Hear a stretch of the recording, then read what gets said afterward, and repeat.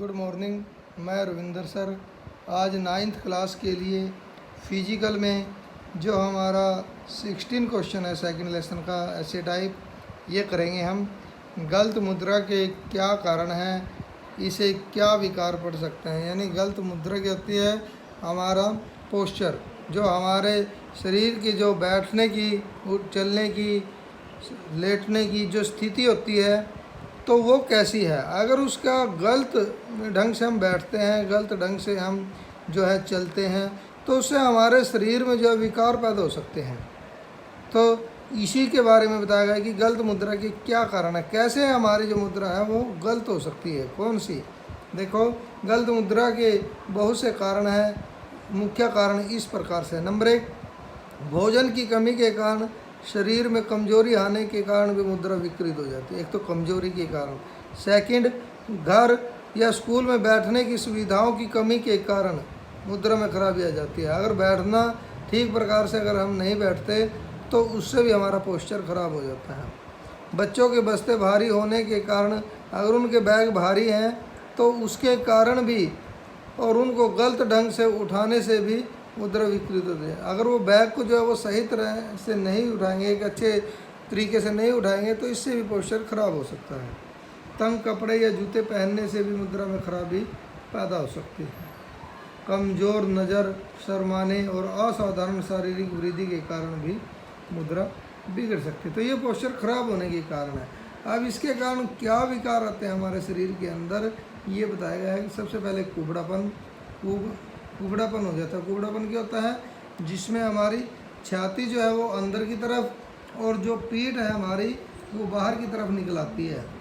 कमर का आगे की ओर निकल आना, घुटनों या टखनों का आपस में टकराना, रीढ़ की हड्डी का टेढ़ा हो जाना, चपटी छाती, कबूतर जैसी छाती, टेढ़ी गर्दन, चपटे पैर, ये सारे जो हैं विकार हो जाते हैं अगर हम गलत मुद्रा में बैठते हैं।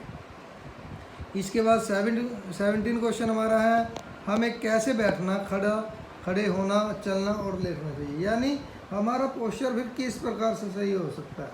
तो सबसे पहले बैठने का ढंग बताया गया है। हम कई कामों के लिए बहुत बैठते हैं, जैसे कि लिपिक, यानी जो टाइप करने वाला है वो कई घंटे बैठकर जो है वो टाइपिंग करता रहता है। और बैठते समय हमें इस बात का ध्यान रखना चाहिए कि शरीर का सारा भार ठीक ढंग से विभक्त हो, यानी हर एक अंग पर जो है हमारा वेट जो है वो डिवाइड होना चाहिए, बटा हुआ होना चाहिए। शरीर का भार विभिन्न अंगों पर बराबर विभक्त हो, यानी बराबर बटा हुआ होना चाहिए। शरीर के किसी एक अंग पर अधिक भार नहीं पड़ना चाहिए। बैठते समय हमें निम्नलिखित बातों का ध्यान रखना चाहिए। नंबर 1, बैठने वाला स्थान खुला और समतल हो। टाट या दरी साफ हो। दरी टाट इतना मोटा व दृढ़ हो कि वह बैठने में शीघ्र इकट्ठा ना हो। कुर्सी मेज शारीरिक बनावट के अनुसार हो। बैठते समय निम्नलिखित दोष शारीरिक ढांचे को खराब कर देते हैं। शरीर को ढीला करके बैठना, एक और झुककर बैठना, एक टांग के सहारे बैठना, और कुर्सी का मेज से या मेज का कुर्सी से अधिक ऊंचा होना। तो ये सारे बैठने के तरीके बताए गए हैं कि हमें कैसे बैठना चाहिए, और अगर हम गलत तरीके से बैठते हैं तो उससे क्या नुकसान हो सकता है। अब खड़े होने का सही ढंग। गलत ढंग से खड़े होने पर भी शरीर को बहुत थकावट का सामना करना पड़ता है। सदैव ठीक खड़े होने की आदत डालनी चाहिए। खड़े होते समय शरीर का सारा भार पैरों पर बराबर बटा होना चाहिए। पेट सीधा हो, छाती तनी हो, कमर सीधी हो, सिर अडोल हो, यानी हिलना नहीं चाहिए। चलना कैसे है। चलना एक कला है। भारत के गांव में मोरनी की चाल की बहुत प्रशंसा की गई है, और अच्छी चाल वाला व्यक्ति प्रत्येक पर अच्छा प्रभाव डालता है। चलते समय इस बात का ध्यान रखें कि पंजे और एड़ियों में पर ठीक भार पड़े।